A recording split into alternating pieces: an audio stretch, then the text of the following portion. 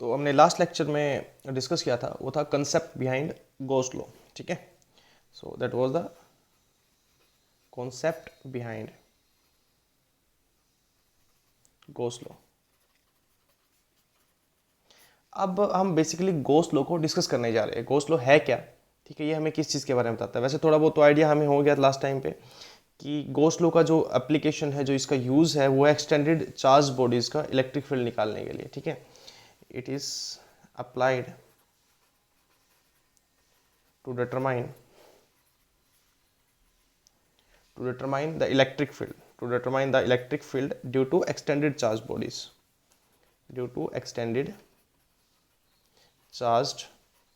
ठीक है, due to extended charged bodies। ठीक है जी, तो ये इसका एप्लीकेशन है। इसके एप्लीकेशन हम स्टडी करेंगे।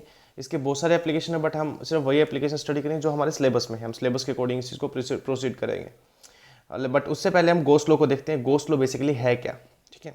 तो गॉस लॉ क्या बोलता है, कंसेप्ट तो ये था अपने पास फ्लक्स वाला, जो हमने फ्लक्स को लास्ट टाइम डिस्कस किया था। फ्लक्स कैसे अपने पास सरफेस पे डिपेंड करता है, कैसे सरफेस के अकॉर्डिंग चेंज होता है, ठीक है, वो सारा अपने पास कंसेप्ट था उसके पीछे। अब हम इसका लॉ देखते हैं। तो इसका स्टेटमेंट क्या है, इसका स्टेटमेंट क्या बोलता है। गॉस लॉ का स्टेटमेंट बोलता है कि यदि अपने पास कोई भी गॉसियन सरफेस है, ठीक है, जैसे पहले हम इसको डायग्रामेटिकली स्टडी कर लेते हैं, उसके बाद हम इसको स्टेटमेंट देखते हैं। तो जैसे अपने पास एक हम चार्ज मान लेते हैं, एक्सटेंडेड चार्ज मान लेते हैं। जैसे अपने पास एक रोड मान ली हमने, राइट, ये हमने एक रोड मान ली, और ये रोड जो है ये यूनिफॉर्मली चार्ज है। ठीक है, ये रोड कैसे, यूनिफॉर्मली पॉजिटिव चार्ज मान लो या नेगेटिवली चार्ज मान लो, कैसे मान लो आप। ठीक है, तो यहाँ पे बेसिकली क्या हुआ, जब ये पॉजिटिवली चार्ज है तो अपने पास इलेक्ट्रिक फील्ड की प्रॉपर्टी क्या है अपने पास। तो इलेक्ट्रिक फील्ड लाइन की प्रॉपर्टी क्या है कि जो भी अपने पास सरफेस है उसके कैसे होगी, परपेंडिकुलर होगी। तो इस सरफेस की अपने पास कैसे होगी, ऐसी इलेक्ट्रिक फील्ड लाइन्स होंगी। ये अपने पास परपेंडिकुलर इलेक्ट्रिक फील्ड लाइन्स होंगी ऐसे। ठीक है, इसका एरिया जो है इसकी लेंथ के कंपैरिजन में बहुत कम है, तो एरिया से अपने पास इलेक्ट्रिक फील्ड नहीं जाएगा। ठीक है, area is much smaller than the length of this one. ठीक है, that's why we are considering the length of this guy, right. Rod की हम सिर्फ क्या कंसिडर कर रहे हैं, लेंथ कंसिडर कर रहे हैं। तो ये अपने पास इलेक्ट्रिक फील्ड ऐसे होगा, इलेक्ट्रिक फील्ड ये अपने पास इसका यूनिफॉर्म इलेक्ट्रिक फील्ड होगा, राइट। अब आप कितनी दूर देख लीजिए, ये इलेक्ट्रिक फील्ड देखिए ऐसे जाएगा ना पैरेलल अपने पास। ठीक है, अब इसका गॉसियन सरफेस अपने को चूज करना है। गॉसियन सरफेस कैसे चूज करेंगे, गॉसियन सरफेस कुछ ऐसे चूज करेंगे ताकि अपने पास सिमेट्री बनी रहे। सिमेट्री किस टाइप की, यूनिफॉर्मिटी ऑफ इलेक्ट्रिक फील्ड की। ठीक है, okay, uniformity of electric field की देखेंगे। जैसे दूर जाएंगे तो अपने पास वेक्टर थोड़ा ऐसे स्मॉल हो जाएगा। ठीक है, स्ट्रेंथ अपने पास क्या हो जाएगी, इसकी वीक हो जाएगी। आगे वाला वेक्टर ऐसा कुछ बनेगा। आई थिंक आप ये वेक्टर जो आगे स्मॉल बना रहे हो, इसका मतलब आप समझ रहे होंगे। ये रोड है इस टाइप की, राइट, ये रोड है, तो इससे इलेक्ट्रिक फील्ड इस डायरेक्शन में भी जा रहा है। इलेक्ट्रिक फील्ड अपने पास इसकी कैमरे की डायरेक्शन में भी आ रहा है अपने पास, इससे अपने पास नीचे की तरफ इस डायरेक्शन में भी जा रहा है, और यहाँ से इस डायरेक्शन में भी जा रहा है, हर डायरेक्शन में अपने पास दिस इज रोड। ठीक है, ओके, तो यहाँ पे इसका गॉसियन सरफेस जो होगा वो कैसा होगा, इसका गॉसियन सरफेस जो होगा वो अपने पास सिलेंड्रिकल गॉसियन सरफेस होगा। कैसा होगा, सिलेंड्रिकल गॉसियन सरफेस। ठीक है, ये अपने पास हम एक सिलेंडर कंसिडर कर रहे हैं, और अब सिमेट्री की बात करेंगे, राइट। और जो सिलेंडर का एक्सिस है, ठीक है, उस सिलेंडर के एक्सिस के ऊपर कौन लाई करेगा, ये रोड लाई करेगी। कौन लाई करेगा, ये रोड। ठीक है, तो ये अपने पास ये सिलेंडर होगा जिसका गॉसियन सरफेस होगा अपने पास, राइट, ओके। अब हम एरिया वेक्टर की बात करते हैं। ठीक है, एरिया वेक्टर जैसे हम बेसिकली यदि बात करें, यदि कोई भी सरफेस की सिलेंड्रिकल की बात करें, तो like this the cylinder, right, और इस सिलेंडर के अंदर यहाँ पे इसके बीच में रखी हुई है वो रोड रखी हुई है, ऐसे रखी हुई है अपने पास, ये बेसिकली ऐसे है। ठीक है, ये ग्लास जो अपने पास ये क्या है, सिलेंडर है, उसके बीच में क्या रखी हुई है अपने पास, ऐसे रोड रखी हुई है। और ये रोड जो है ये यूनिफॉर्मली चार्ज्ड है। गॉसियन सरफेस अपने पास इमेजिनरी है। ठीक है, आप इसको ट्रांसपेरेंट कंसिडर कर सकते हो। That's why I took the glass, transparent glass. I try to make it transparent. Okay, तो अब हम क्या कर रहे हैं, इसके ऊपर एक स्मॉल सरफेस एरिया कंसिडर करें, like this is the surface area. ये आई थिंक विजिबल नहीं होगा, मैं विजिबल करने की कोशिश करता हूँ इसको। हम इसके ऊपर एक स्मॉल सरफेस एरिया कंसिडर करते हैं, right, this is surface area. ये सरफेस एरिया हमने कंसिडर किया। इसका जो आउटवर्ड नॉर्मल आएगा वो नॉर्मल आएगा आउटवर्ड ऐसे, इस तरीके से इसका आउटवर्ड नॉर्मल आएगा। दिस इज आउटवर्ड नॉर्मल बाहर की तरफ। यदि हम यहाँ पे एरिया कंसिडर करते हैं, इस पॉइंट पे यदि कोई भी एरिया कंसिडर करते हैं हम इस पॉइंट पे, तो अपने पास आउटवर्ड नॉर्मल आएगा ऐसे कैमरे की तरफ, बिल्कुल आउटवर्ड, बिल्कुल इस डायरेक्शन में। ठीक है, और अभी हम इसको यदि ऐसे घुमा के पीछे करते तो एरिया अब आउटवर्ड नॉर्मल इस डायरेक्शन में, यानी इसके अंदर जो अपने पास जो रोड रखी हुई है, चार्ज यूनिफॉर्मली चार्ज रोड जो ऐसे रखी हुई है इसके अंदर, राइट, ये यूनिफॉर्मली चार्ज रोड रखी हुई है। ये इससे इसकी वजह से अपने पास क्या हो रहा है कि हर डायरेक्शन में अपने पास क्या जा रहा है, हर डायरेक्शन में इलेक्ट्रिक फील्ड जा रहा है। इस डायरेक्शन में इलेक्ट्रिक फील्ड, इस डायरेक्शन में इलेक्ट्रिक फील्ड, इस डायरेक्शन में इलेक्ट्रिक फील्ड, इस डायरेक्शन में इलेक्ट्रिक, हर डायरेक्शन में, ठीक है ना। बट ये गॉसियन सरफेस के कहाँ पे रखा हुआ हमने, सेंटर में रखा हुआ है। तो इसका एरिया देखिए, यदि जो अंदर एक इसके जो यूनिफॉर्मली चार्ज रोड है, इसके अंदर जो यूनिफॉर्मली चार्ज रोड है अपने पास, let me take it, okay, जो इसके अंदर जो यूनिफॉर्मली चार्ज रोड है, इस रोड से जो इलेक्ट्रिक फील्ड है वो आउटवर्ड ऐसे कैमरे की तरफ इधर भी आ रहा है, इधर भी जा रहा है, हर डायरेक्शन में। तो यदि यहाँ से आप इमेजिन कीजिए, यहाँ से एक यूनिफॉर्मली इलेक्ट्रिक फील्ड ऐसे बाहर की तरफ आ रहा है, ऐसे एक इलेक्ट्रिक फील्ड आ रहा है ऐसे, राइट। तो ऐसे आउटवर्ड जो इलेक्ट्रिक फील्ड आ रहा है, तो इसका जब एरिया इस पॉइंट पे हम ड्रॉ करेंगे, इस पॉइंट पे सिलेंडर का जो यदि हम एरिया ड्रॉ करेंगे, ये अपने पास सरफेस का एरिया होगा, ठीक है। ये अपने पास एरिया ड्रॉ किया, इसका आउटवर्ड एरिया जो आएगा वो ऐसे आउटवर्ड आएगा। ये स्मॉल एरिया हमने कंसिडर कर लिया ds, ठीक है। और यदि आउटवर्ड नॉर्मल ऐसे ऐसे बाहर की तरफ इधर आएगा, तो इलेक्ट्रिक फील्ड भी ऐसे बाहर की तरफ आएगा। दोनों वेक्टर कैसे हो जाएंगे, पैरेलल हो जाएंगे। दोनों वेक्टर कैसे हो जाएंगे, पैरेलल हो जाएंगे। यानी यहाँ पे यदि इसका हम एक स्मॉल एरिया कंसिडर करें, तो ये अपने पास क्या हो जाएगा, स्मॉल एरिया ds वेक्टर, ठीक है। आप कर्व्ड सरफेस पे कहीं पे मान लीजिए, इस कर्व्ड सरफेस पे आप कहीं पे भी स्मॉल एरिया वेक्टर मान लीजिए, यूनिफॉर्म रहेगा। आप यहाँ पे कंसिडर कर लें, आप यहाँ पे कंसिडर कर लें, आप यहाँ पे कंसिडर कर लें, हर जगह जो एंगल है इलेक्ट्रिक फील्ड और एरिया वेक्टर के बीच में वो जीरो आएगा हर बार। आप कैसे कीजिए, देखिए, आप यहाँ पे एरिया वेक्टर ड्रॉ करेंगे तो यहाँ से इलेक्ट्रिक फील्ड ऐसे ही जा रहा होगा, यहाँ पे एरिया वेक्टर कंसिडर करेंगे, इलेक्ट्रिक फील्ड भी यहाँ से ऐसे जा रहा होगा। तो यानी इस कर्व्ड सरफेस के ऊपर आप स्मॉल एरिया वेक्टर कहीं भी ड्रॉ करें, ऑलवेज क्या रहेगा अपने पास, ऑलवेज अपने पास वो जो थीटा है, theta between, that is theta between electric field and area vector, right? Electric field vector and area vector will always remains 0 degree on curved surface, ठीक है जी। अब हम प्लेन सरफेस की बात करते हैं, ये वाला जो इसका ऊपर वाला टॉप है और ये इसका नीचे वाला ये वाला अपने पास बॉटम है। इसका जो क्रॉस सेक्शन है वो अपने पास क्रॉस सेक्शन कुछ लग रहा है सर्कुलर जैसा। तो सिलेंडर की बात करें तो इस सिलेंडर में अपने पास ये वाला पार्ट जो है, ये वाला पार्ट हो गया अपने पास, और इधर अपने पास इसका बॉटम हो गया, ये वाला पार्ट हो गया अपने पास। तो ये वाला पार्ट अपने पास क्या शो कर रहा है, ये वाला पार्ट अपने पास जो अभी मैंने मार्क किया यहाँ से, ये वाला शो कर रहा है, ये वाला मार्क अपने पास शो कर रहा है। तो ये अपने पास हो गया। अब यहाँ से यदि एरिया वेक्टर हम ड्रॉ करें तो इसका जो नॉर्मल वेक्टर बनेगा, इसका जो नॉर्मल वेक्टर बनेगा वो ये बनेगा, ठीक है। आप यहाँ पे स्मॉल एरिया कंसिडर कर सकते हैं, ये एक अलग एरिया ds1 कंसिडर कर लिया इसको हमने, और यहाँ पे ds2 कंसिडर कर लिया। This are ds2 outward normal area vector, right. और इस पॉइंट पे यदि हम बात करें तो इस पॉइंट पे आउटवर्ड नॉर्मल एरिया वेक्टर बनेगा, ये ds3 एरिया वेक्टर, ठीक है। तो इस सिलेंडर के ऊपर अपने पास तीन सरफेस एरिया कंसिडर, तीन सरफेस एरिया हमें क्या करने पड़ेंगे, कंसिडर करने पड़ेंगे, ठीक है। गॉसियन सरफेस मान गए। अब देखिए, अब यूनिफॉर्मिटी की बात करें तो अपने पास यहाँ से निकलने वाला फ्लक्स जीरो होगा, यहाँ से फ्लक्स जीरो होगा। आप इमेजिन कर सकते हैं फ्लक्स जीरो क्यों होगा। सी, मान लो यहाँ से निकलने वाला फ्लक्स है वो अपने पास क्या है, φ2 है। φ2 इज इक्वल टू अपने पास क्या हो जाए, electric field vector dot ds2 vector, ठीक है। और इसका स्केलर, इसका मैग्नीट्यूड फॉर्म लिखें तो अपने पास कितना आ जाएगा, e ds cos थीटा। अब यहाँ पे देखिए ds तो इस डायरेक्शन में जा रहा है और इलेक्ट्रिक फील्ड इस डायरेक्शन में जा रहा है। यानी यदि सिलेंडर की बात करें तो यहाँ से एरिया वेक्टर तो इधर बनेगा, ये एरिया वेक्टर बनेगा, जबकि इलेक्ट्रिक फील्ड अपने पास जितना भी इलेक्ट्रिक फील्ड हो वो इस डायरेक्शन में ऐसे होगा। यानी यहाँ से निकलने वाला कोई भी वेक्टर, इसके कर्व्ड सरफेस से निकलने वाला कोई भी वेक्टर, ऐसे कर्व जो जितने भी सरफेस निकलेंगे वो इस वाले वेक्टर के क्या होंगे, परपेंडिकुलर होंगे। यानी इस वाले वेक्टर के ये वाले ई वेक्टर क्या होंगे, परपेंडिकुलर होंगे। तो थीटा कितना हो गया यहाँ पे, 90 डिग्री। इस वाले केस में थीटा कितना हो गया, 90 डिग्री, राइट। थीटा यदि 90 डिग्री हुआ तो अपने पास φ2 कितना आ गया, φ2 आ गया 0। सिमिलरली φ3 भी कितना आ जाएगा, 0। यहाँ से निकलने वाला फ्लक्स और यहाँ से निकलने वाला फ्लक्स कितना होगा, 0। यानी ds2 और ds3 से कोई फ्लक्स नहीं होगा। यानी ये वाले जो सर्कुलर पार्ट है ये कंट्रीब्यूट नहीं करेंगे किसमें, इलेक्ट्रिक फील्ड में। कौन सा कंट्रीब्यूट करेगा, सिर्फ कर्व्ड पार्ट कंट्रीब्यूट करेगा। कौन सा पार्ट करेगा, कंट्रीब्यूट पार्ट करेगा। कौन सा पार्ट कंट्रीब्यूट करेगा, कर्व्ड पार्ट। अब एक इंटरेस्टिंग बात देखिए, आप इस सिलेंडर को कितना ही छोटा है कितना ही बड़ा बना सकते हैं, लेकिन इसका फ्लक्स चेंज नहीं होगा कभी भी, ठीक है। जैसे आप में से कोई यदि ऐसा इमेजिन करना चाहे कि यदि हम इस सिलेंडर को और बड़ा कर दे तो डेफिनेटली आप कीजिए बड़ा, इससे कोई फर्क नहीं पड़ने वाला। यदि अपने पास सिलेंडर के इसको रेडियस को छोटा या बड़ा करने से, इस सिलेंडर के रेडियस को छोटा या बड़ा करने से फ्लक्स चेंज होगा तो अपने पास गोस्लो खराब हो जाएगा, गोस्लो काम का नहीं रहेगा। तो लाइक हम सिलेंडर का रेडियस बड़ा कर रहे हैं, इस सिलेंडर का हमने रेडियस बड़ा कर दिया, इससे कोई फर्क नहीं पड़ेगा, कोई चेंज नहीं आएगा सॉल्यूशन में कि अपने पास सिलेंडर का रेडियस हमने बड़ा कर दिया तो अपने पास फ्लक्स में चेंज होगा, बिल्कुल भी नहीं होगा, ठीक है। सेम एज इट इज वही रहेगा जो पहले था। अब ये देखिए, छोटा सिलेंडर, छोटे सिलेंडर से जितनी इलेक्ट्रिक फील्ड लाइन बाहर निकल रही है उतनी बड़े सिलेंडर से बाहर निकल रही है कि नहीं निकल रही। और फ्लक्स बेसिकली क्या है, फ्लक्स बेसिकली क्या है, flux is the total number of electric field line, ठीक है, through an area, total number of electric field line through unit area. तो इलेक्ट्रिक फील्ड लाइन देखिए, जितनी इस सिलेंडर से इलेक्ट्रिक फील्ड लाइन बाहर निकले उतनी यहाँ से बाहर निकलेंगी। वो अलग होगा कि हम दूर जाएंगे तो इलेक्ट्रिक फील्ड वीक हो जाएगा, वो एक डिफरेंट केस है। हमने वीक या स्ट्रॉन्ग की बात नहीं कर रहे, हम बेसिकली ये बात कर रहे हैं यहाँ पे, ये क्या बात कर रहे हैं अपने पास कि यहाँ से जो इलेक्ट्रिक फील्ड, जितनी number of electric field line यहाँ से पास होंगी, इस वाले सिलेंडर से पास होंगी, उतनी यहाँ से पास होंगी, क्योंकि सारी इलेक्ट्रिक फील्ड लाइन कहाँ जा रही है, बाहर जा रही है। सारी इलेक्ट्रिक फील्ड लाइन कहाँ जा रही है, बाहर जा रही है, और सारी आउटवर्ड अपने पास यहाँ से पास होंगी। तो irrespective of the radius of the cylinder, the electric flux remains constant. The electric flux remains constant. Electric flux पे कोई फर्क नहीं पड़ेगा, ठीक है। तो फिर अपने पास गोस ने क्या कहा, मैंने एक एग्जांपल लिया आपको स्टेटमेंट को एक्सप्लेन करने के लिए। तो आई थिंक एक गॉसियन सरफेस कंसिडर करके आपको ये चीज़ रोड वाला समझ में आ गया होगा। ऐसे में एक दो एग्जांपल और कंसिडर करेंगे, बट अभी हम स्टेटमेंट पे आते हैं वापस।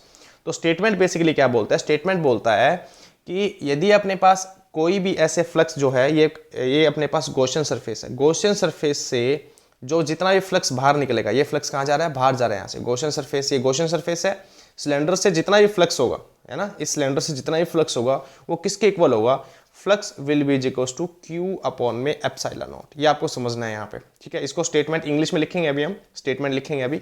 अभी आपको मैथमेटिकल एक्सप्रेशन समझेंगे, उसके बाद अपने पास जो है स्टेटमेंट लिखना ईजी हो जाएगा।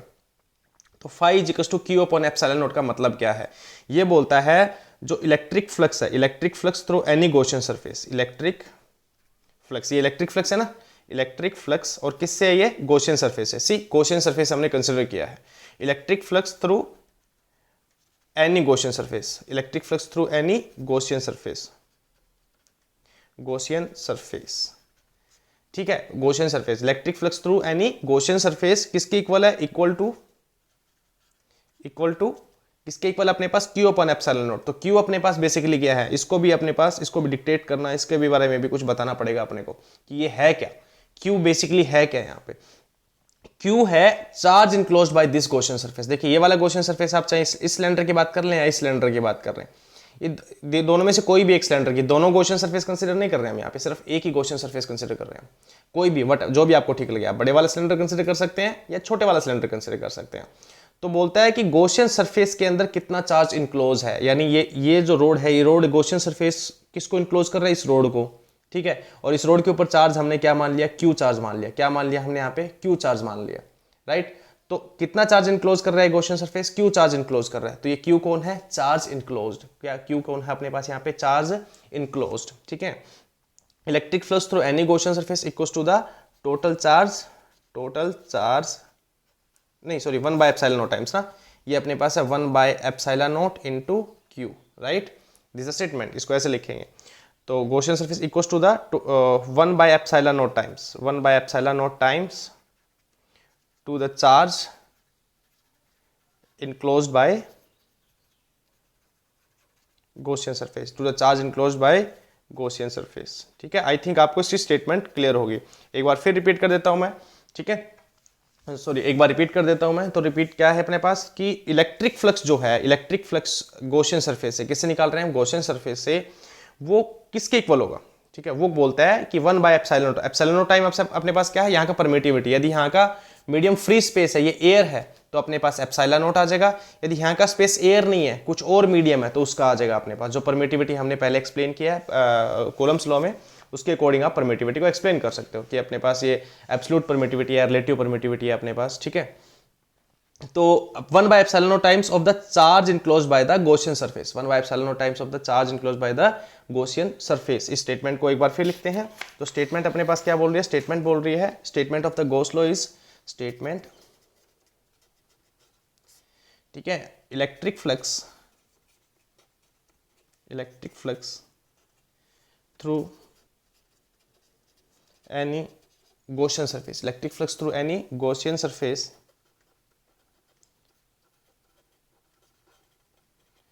is equal to the 1 by epsilon naught times, क्या आएगा अपने पास, 1 by epsilon naught times of the charge enclosed by this Gaussian surface, by this 1 by epsilon times of the total charge लिखिए आप यहाँ पे, total charge of the total charge के बारे में भी बताएंगे। टोटल अपने पास ये टोटल चार्ज क्यों लिखा है यहाँ पे, ठीक है, of the total charge enclosed by this surface, ठीक है जी। तो ये इसकी स्टेटमेंट है, ये अपने पास क्या है, इसकी स्टेटमेंट है। स्टेटमेंट क्या बोलती है अपने पास, electric flux through any Gaussian surface. एक बार रिव्यू करते हैं हम जो हमने किया है। इस गॉसियन सरफेस से इलेक्ट्रिक फ्लक्स कितना होगा, जितना ये चार्ज इनक्लोज कर रहा है, 1/ε times of the charge enclose by this Gaussian surface irrespective of the radius. देखिए गॉसियन सरफेस की बात कर रहे हैं सिर्फ यहाँ पे, इसके रेडियस की बात नहीं कर रहा है। इसके रेडियस के बारे में कुछ नहीं है, ऐसा नहीं होगा कि रेडियस चेंज होगा तो फ्लक्स चेंज होगा। तो अपने को एक गॉसियन सरफेस के बारे में ये बात भी याद रखनी है कि हमें गॉसियन सरफेस ऐसा चूज करना है, यदि उसका रेडियस चेंज करें तो उसका फ्लक्स क्या नहीं होना चाहिए, चेंज नहीं होना चाहिए। उसका फ्लक्स क्या नहीं होना चाहिए, चेंज नहीं होना चाहिए। ये इंपॉर्टेंट बात है, राइट। तो अभी हम इसकी पहली एप्लीकेशन करते हैं, जो अभी हमने पहला एग्जाम्पल लिया उसी से रिलेटेड हम एक इसकी एप्लीकेशन करते हैं। ओके, तो पहले एक बार एसआई यूनिट के बारे में डिस्कस कर लेते हैं हमने। फ्लक्स की एसआई यूनिट क्या होगी। So SI unit of electric flux, SI unit of electric flux अपने पास क्या होगा। और ऑलरेडी आपको पता है कि ये स्केलर क्वांटिटी या वेक्टर नहीं है, क्योंकि दो वेक्टर क्वांटिटी का डॉट प्रोडक्ट है। तो फ्लक्स अपने पास क्या है, flux is equal to E vector dot d x vector, right. और इसको हम नॉर्मली लिख सकते हैं E vector dot A vector, ठीक है। A vector is the area vector. तो फाई इज इक्वल टू, हम इसकी एसआई यूनिट देखें तो अपने पास क्या आ जाएगा, ई ए कोस थीटा, ये मैग्नीट्यूड फॉर्म आ गया। और कोस थीटा अपने पास क्या है, यूनिटलेस, ये यूनिटलेस है तो इसमें यूनिट का कोई, इसका डॉट का या फिर कोस थीटा का कोई रोल नहीं होगा। तो हम यहाँ पे एसआई यूनिट निकाल रहे हैं, तो एसआई यूनिट के केस में अपने पास SI unit of electric field and SI unit of area. और इलेक्ट्रिक फील्ड की एसआई यूनिट क्या है अपने पास, यदि आपको direct SI unit electric field की नहीं पता तो आप इलेक्ट्रिक फील्ड का फॉर्मूला लिख सकते हो। इलेक्ट्रिक फील्ड का फॉर्मूला एफ अपॉन में क्यू इंटू ए, राइट। इलेक्ट्रिक फील्ड का फॉर्मूला ये है एफ अपॉन में क्यू इंटू ए। तो अपने पास यहाँ पे कितना आ जाएगा, एफ की होती है न्यूटन, एरिया हो गया अपने पास मीटर स्क्वायर अपॉन में कूलम, ठीक है। तो एसआई यूनिट अपने पास क्या आ गई, न्यूटन मीटर स्क्वायर पर कूलम, ठीक है। ये आप इसकी एसआई यूनिट लिख सकते हो, ठीक है। नेक्स्ट अपने पास इसका जो डायमेंशन फॉर्मूला आप निकाल सकते हो, यहीं से आप इसका डायमेंशन फॉर्मूला निकाल सकते हो। तो हम आगे डील कर रहे हैं डायमेंशनल फॉर्मूला ऑफ फ्लक्स, ठीक है। Dimensional formula of electric flux. तो अगेन हम इसी फॉर्मूले पे जाएंगे। इस फॉर्मूले में अपने पास इलेक्ट्रिक फ्लक्स के बारे में क्या बोल रहे हैं, इसी फॉर्मूले पे चले जाइए आप, ठीक है। यदि डायरेक्ट आपको फ्लक्स का फॉर्मूला नहीं पता तो डायरेक्ट इस पे चले जाते हैं। तो dimension formula of flux is equal to क्या आएगा अपने पास, that will be is equal to F, dimension formula of F, dimension formula of Q, then dimension formula of A, right. तो एफ का डायमेंशन फॉर्मूला होता है MLT-2, ठीक है। और क्यू का डायमेंशन फॉर्मूला होता है AT, ठीक है। और ए का डायमेंशन यानी एरिया क्या होगा L2। तो आप रिजल्टेंट आप यहाँ पे पुट कीजिए और अपने पास देखिए क्या आएगा आंसर। M ऑलरेडी 1 है तो M का तो 1 ही आएगा। L देखिए, एक L यहाँ पे है, 2 यहाँ पे है, तो L कितना का टोटल 3L हो गया। T की बात करते हैं तो T देखिए, ऊपर -2 ऊपर एक -1, T कितना गया -3। A की बात करते हैं तो A अपने पास एक ही है तो कितना आएगा -1। So this the dimension formula of electric flux, okay.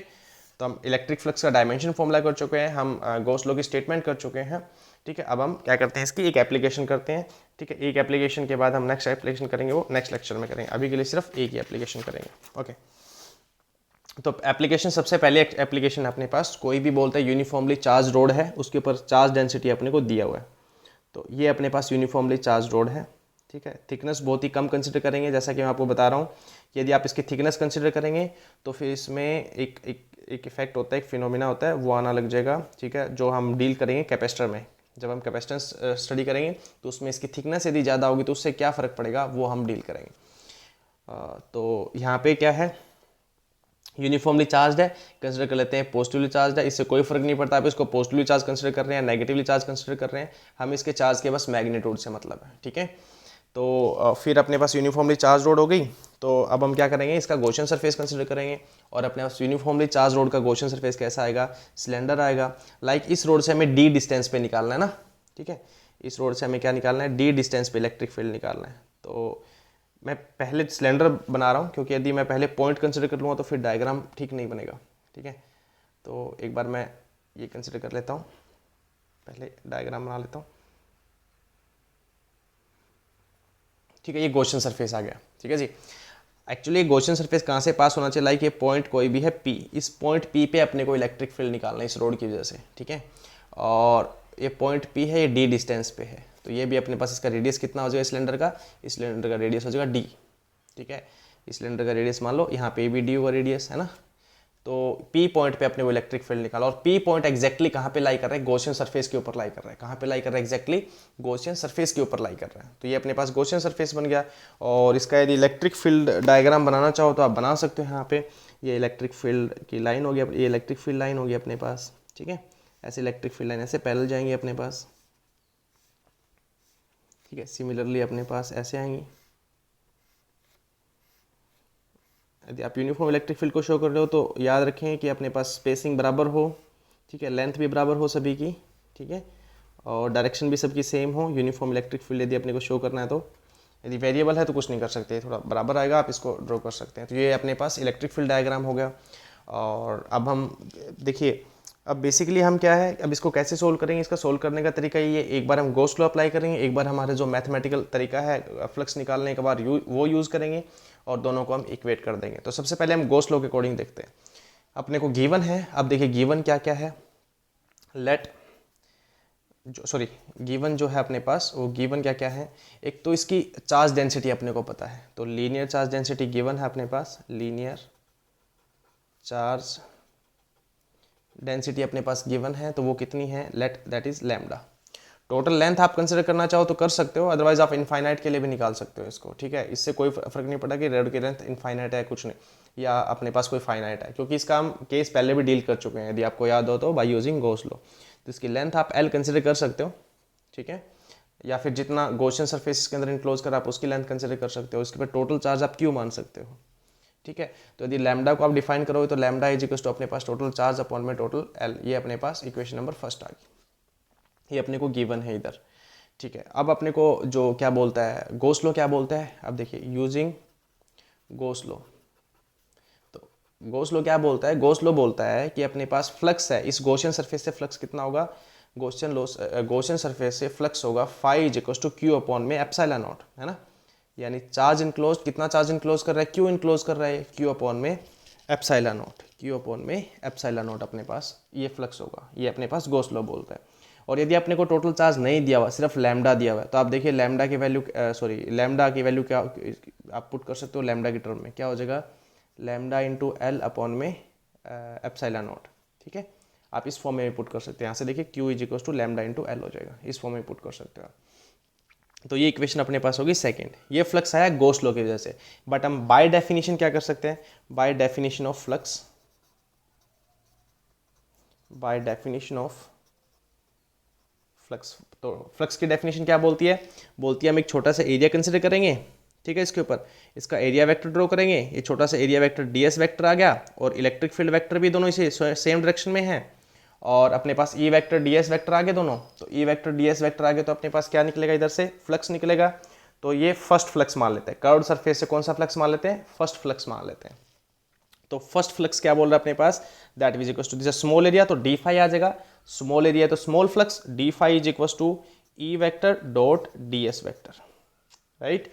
और E vector dot d S vector यदि थीटा देखें, इसका मैग्नीट्यूड फॉर्म लिखें तो अपने पास कितना आ जाएगा, सॉरी मैग्नीट्यूड फॉर्म आ जाएगा E d S cos theta, और theta between E and d S is 0 degree, ठीक है। So the whole term becomes cos theta becomes 1, right.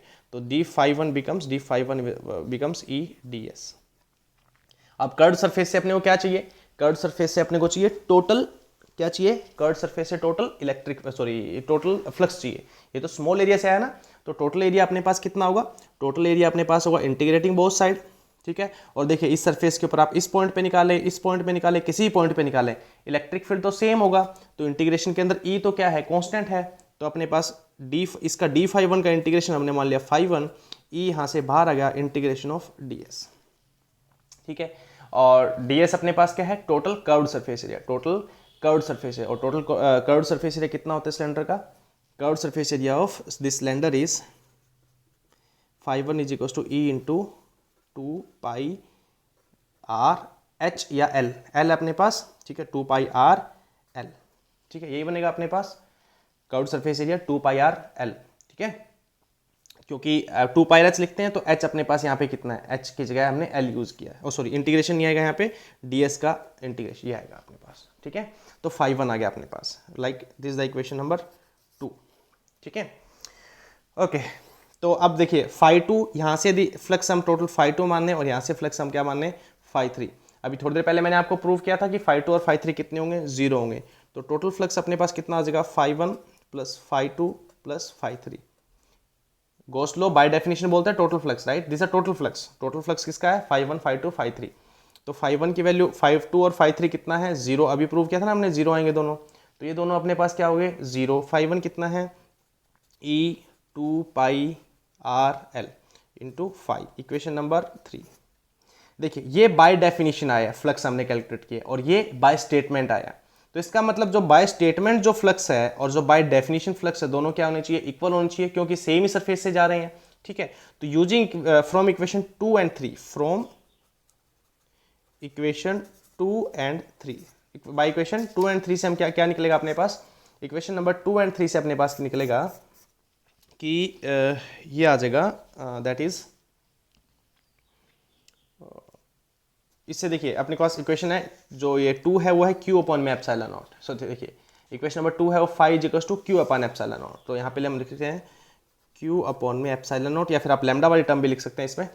और बाय डेफिनेशन है इक्वेशन नंबर 3, देखिए इक्वेशन नंबर 3 बाय डेफिनेशन है E is equals to sorry phi equal to 2 pi R L. तो यहाँ पे अपने पास क्या आ जाएगा, phi is equals to E into 2 pi R L, phi is equals to E into 2 pi R L.